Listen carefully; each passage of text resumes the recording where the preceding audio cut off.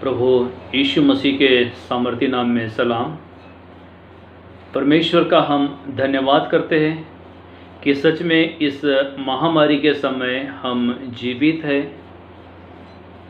ये उस परमेश्वर का अनुग्रह है। आज जो हम शिक्षाओं में देखेंगे, प्रभु यीशु मसीह के आने के पहले प्रभु यीशु मसीह एक बार मनुष्य बनकर इस पृथ्वी पर आए। प्रभु यीशु मसीह के दोबारा आने से पहले यह सब होना तय है। महामारी होंगी। आज देख रहे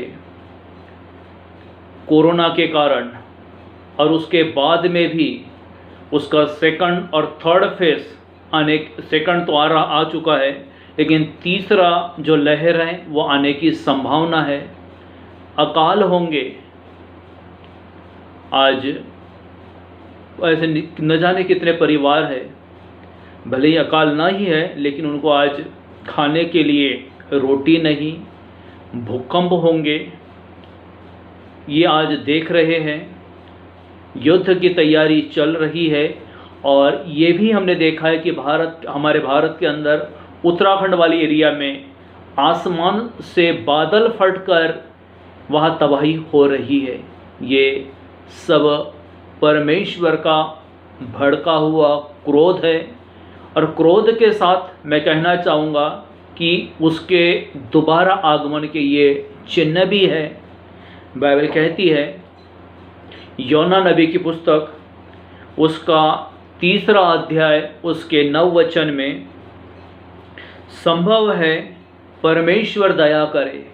मैं कहना चाहता हूँ कि संभव है परमेश्वर दया करे, अपनी इच्छा बदल दे और उसका भड़का हुआ कोप शांत हो जाए। और जो हम लिखा है कि हम जो सब है नाश होने से, नष्ट होने से बच जाए। इसके लिए बाइबल कहती है, यूहन्ना ने लोगों से कहा, पश्चाताप करो। यीशु के प्रकट होने से पहले उसने प्रचार किया। आज भी हम प्रभु यीशु मसीह के आने से पहले प्रचार कर रहे हैं। पश्चाताप के विषय में हम आज शिक्षाएं दे रहे हैं। शायद प्रभु का आना कभी भी हो सकता है। बाइबल कहती है कि चोर यदि कब आता है इसके बारे में कोई नहीं जानता। उसका जो गुप्त आगमन है वो चोर के समान आना तय है। यदि वो जानता घर का स्वामी तो अपने दीवार में सेध नहीं लगने देता, लेकिन वो उसकी रखवाली करते रहता। तो यही है, आप और मैं अपने गलतियों को माने और हम जो है पश्चाताप करें, क्योंकि प्रभु का जो आना है वो कभी भी हो सकता है। प्रभु का आना जो है वो कभी भी हो सकता है। बाइबल से हम देखेंगे इजरा की पुस्तक उसका 10वां अध्याय उसका 1 वचन, जब इजरा परमेश्वर के सामने पड़ा रोता हुआ प्रार्थना और पाप का अंगीकार कर रहा था। जो भाई इजरा था वो प्रार्थना करता था और अपने पाप का अंगीकार कर रहा था। तब इजराइल में से बहुत से पुरुष, स्त्री और बच्चों की एक बहुत बड़ी मंडली उसके पास इकट्ठा हुई और लोग जो है वो सब बिलख बिलख कर रोने लगे। तो निश्चय पापों के लिए, अधर्म के लिए, गुनाहों के लिए हमें पश्चाताप करना जरूरी है। ये जो इजरा है परमेश्वर का महान और सामर्थी दास था। ये बिलख बिलख कर रोने लगा, मंडली के साथ में पश्चाताप करने लगा और रोते हुए अपने पापों का उसने अंगीकार किया। तो मैं कहना ये चाहता हूँ, हम और आप क्यों रोकर हम पश्चाताप ना करें, पश्चाताप करें। इजरा परमेश्वर का दास था, परमेश्वर के सामने रोकर उसने पश्चाताप किया। आज हमारे लोग मरे जा रहे हैं। किसी ने तो व्हाट्सएप पे मैसेज डाला था, ये मृत्यु का समय चल रहा है करके, लेकिन परमेश्वर के धर्मी लोग मिलकर यदि किसी के लिए प्रार्थना करें तो वह जो है बचाया जा सकता है, उसका बचना तय है। इसलिए मैं बाइबल से कहना चाहता हूँ, बाइबल कहती है अय्यूब की पुस्तक 42 उसके 6 में, इसीलिए मुझे अपने ऊपर घृणा आती है और मैं धूल और राख में पश्चाताप करता हूँ। यानी वो विवश है और उसके साथ वो अपने ऊपर घृणा कर रहा है कि शायद मेरी प्रार्थना में कमी है। वो पश्चाताप करता है। तो आज पश्चाताप की आवश्यकता है। पश्चाताप करें, अपने पापों को, अधर्म को और गुनाहों को मान ले, क्योंकि अपने आप को कुछ भी न समझ करके प्रार्थना करें। मैं मानता हूँ आप एक अच्छे प्रार्थना योद्धा हो, आप किसी बहुत बड़े कलीसिया के पासबान हो, आपके पास बहुत ज़्यादा पैसा है, बहुत अच्छी पोजीशन है, लेकिन मैं फिर से कहना चाहता हूँ कि इन सब को एक जगह रखिए, चटाई डाल करके, घुटने टेक करके, परमेश्वर के वचन को हथियार और ढाल बना करके आप इस समय प्रार्थना करें। और मैं कहना चाहता हूँ कि आपकी प्रार्थना किसी और को जीवन दे सकती है, आपकी प्रार्थना किसी और का जीवन बदल सकती है।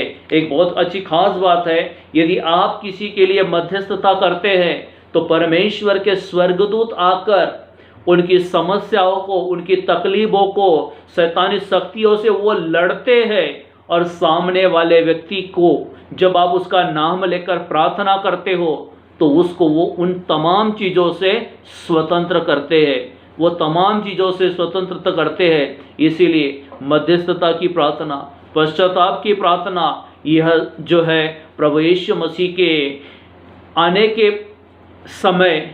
के समय ये करना हमारे लिए बहुत ज़रूरी है, क्योंकि हम नहीं जानते, शायद प्रभु का आना आज भी हो सकता है, क्योंकि हम नहीं जानते। कोई भी नहीं इस बात को जानता और कोई दावे के साथ कह भी नहीं सकता। कम से कम हम हर दिन पश्चाताप करें और परमेश्वर के साथ हम हर दिन जो है प्रार्थना में बनी रहे। बाइबल बताती है, नए नियम से एक उदाहरण है, मरकुस के पुस्तक उसका 14वां अध्याय उसके 72 वचन में लिखा है, तब तुरंत दूसरी बार मुर्ग ने बाग दी। पतरस को वह बात जो यीशु ने उससे कही थी स्मरण आई। मुर्ग के 2 बार बाग देने से पहले तो 3 बार मेरा इनकार करेगा। और वह इस बात को सोचकर रोने लगा। क्यों रोने लगा? कि मुर्ग के 3 बार आवाज़ देने से पहले, मुर्ग के 3 बार मुर्ग के आवाज़ देने से पहले 2 बार तू मेरा 3 बार इनकार करना। तब वह पश्चाताप किया, रो रहा था, और सच में वो बात उसे याद आई जो प्रभु यीशु मसीह ने उसे कहा था, और उसने 3 बार यीशु का इनकार किया। लेकिन उसी इनकार के कारण उसने पश्चाताप किया और वो बिलख बिलख कर रोने लगा। तो एजरा ने पश्चाताप किया। अय्यूब अपने आप को एक उस ज़माने का धनवान व्यक्ति था, न्यायी व्यक्ति था, राजा व्यक्ति था। वो अपने आप को कुछ न समझ करके धूल और मिट्टी में बैठ करके परमेश्वर के सामने रोने लगा, पश्चाताप करने लगा। पतरस, जिसको परमेश्वर ने चुना, जो पानी पर चला, उसने पश्चाताप किया। तो हम क्यों नहीं? क्योंकि परमेश्वर का राज्य निकट है। प्रभु का आगमन किसी भी क्षण हो सकता है। उस स्थिति को, उस घड़ी को हम नहीं जानते। इसलिए हम क्या करें? पश्चाताप करें, परमेश्वर के सामने रोए, ताकि पश्चाताप और हमारे आंसू किसी मृतक को जीवन दे सकते हैं। किसी मरे हुए व्यक्ति का, किसी जो मरने पर हो, वह आपकी प्रार्थना उसे बचा सकती है। परमेश्वर इन वचनों के द्वारा आपको बहुत बहुत आशीष दे। आइए हम प्रार्थना करेंगे। प्यारे परमेश्वर, यीशु मसीह नासरी के सामर्थी नाम में आपके चरणों के निकट आते हैं पिता। परमेश्वर, यदि आपका आना आज भी क्यों न हो, परमेश्वर उन बातों के लिए, प्रभु तेरे राज्य में प्रवेश करने के लिए परमेश्वर तू हमें और हमारे लोगों को तैयार करना प्रभु जी, ताकि वो पश्चाताप करें, प्रतिदिन प्रार्थना करें। और जिस प्रकार परमेश्वर तूने एजरा की प्रार्थना को सुना, अय्यूब की प्रार्थना को सुना, पतरस परमेश्वर बिलक बिलक कर रोने लगा कि उसने यीशु मसीह का इनकार किया और पश्चाताप किया। परमेश्वर वही सामर्थ, वही आत्मा खुदा तो हम पर उंडेल प्रभु जी, ताकि परमेश्वर प्रभु जितने लोग परमेश्वर इस वीडियो के माध्यम से और तेरे वचनों के माध्यम से आशीष पाते हैं पिता, उन पर प्रभु तेरा वचन यीशु मसीह नासरी के नाम में प्रबल हो जाए और तेरे वचनों की सामर्थ उनके जीवनों में तू बहने देना प्रभु जी। सारी बातों में परमेश्वर मैं आपको महिमा देता हूँ, यीशु मसीह नासरी के नाम में इस प्रार्थना को मांगता हूं पिता, सुन और ग्रहण कर। आमीन।